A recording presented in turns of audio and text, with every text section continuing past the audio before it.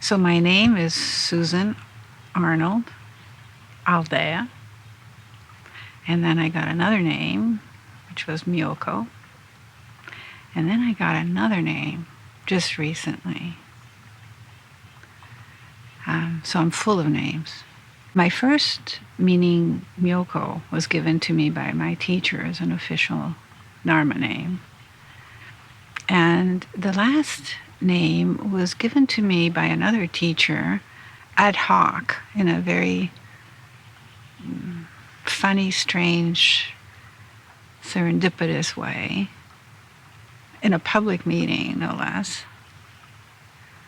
And it has turned out to be an extremely powerful name. You know, like all things, names have two sides to them. There's the side where the name limits, and there's the side where the name evokes. And in many ways, names are also a way to relate and to call forth. Yeah, so there's different movements. One is the external movement that now names you differently. And one is the internal movement that wakes up to this new identity. And there's a social one of just becoming married and getting a new name, which is more us women than men. And so this name like has that umbrella quality, you know.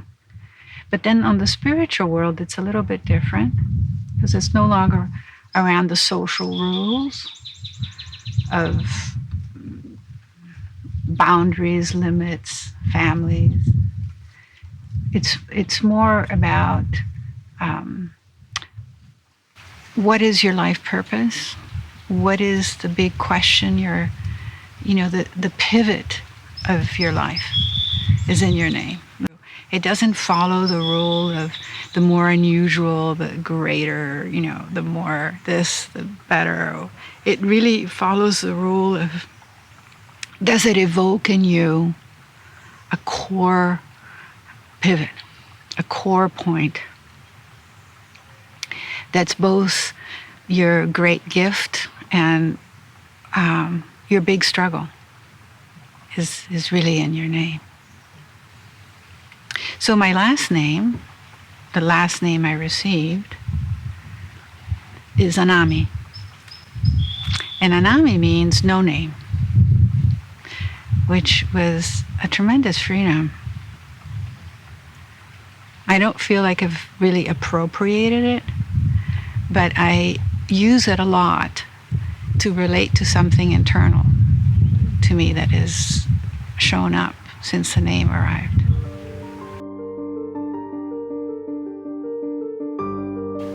And then on a totally separate circumstance, I was dealing with a lot of deep loneliness.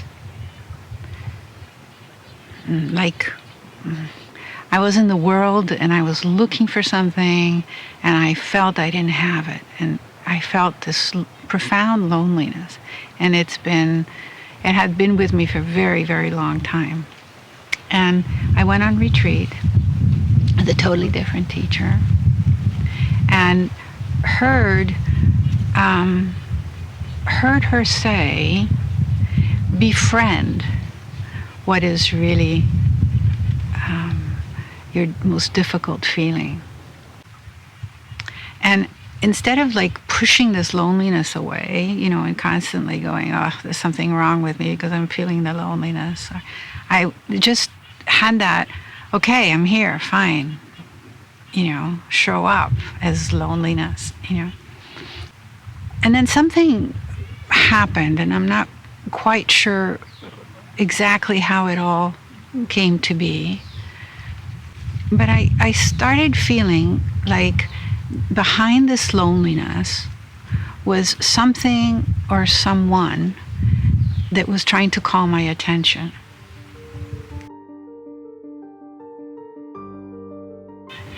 And I had this feeling of loneliness again, very strong feeling.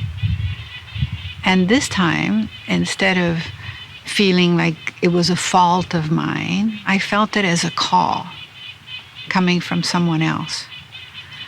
And I said, yes, I'm here. And this incredible feeling came up, of something else that was this perfect friend, this perfect lover. And I wanted to give it a name. And I couldn't figure out what name to give it. So then I called it Anami. And from that point on, it was like I could call him. I could call Anami, and he shows up. And over time, it's become less of something external and something more internal. But it really struck me how the loneliness was really a call from something that wanted my attention, that wanted my company, as opposed to me missing something.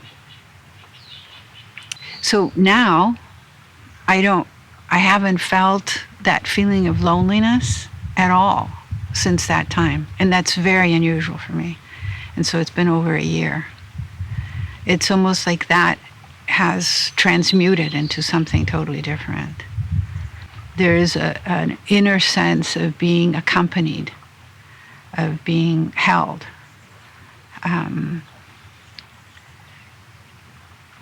And the physical sensation of the first encounter has changed.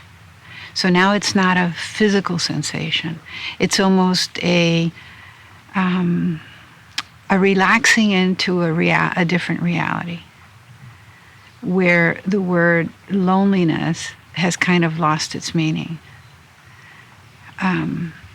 So now it's not even a physical sensation anymore. But yet, when there are times that I'm going, where are you? Or I want more of you, I will use Anami. I will call Anami.